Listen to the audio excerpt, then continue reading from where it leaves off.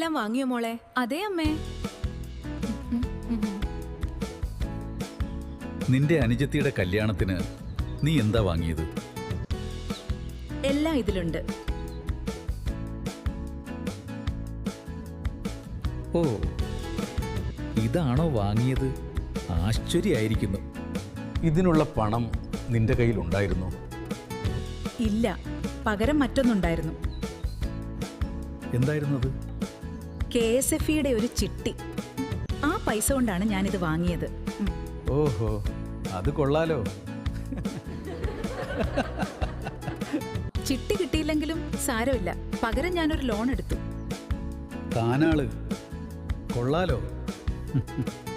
ഇനി ആ തുക കുറേശ്ശെ അടച്ചു തീർത്താ മതിയാകും അല്ലേ? അതെ. കൊള്ളാം.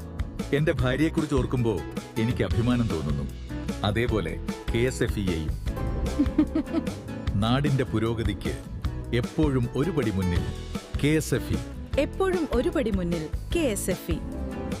ഇതൊരു സർക്കാർ സ്ഥാപനമാണ്. വിശ്വാസം, വിശ്വസ്തം, വിസ്മയം.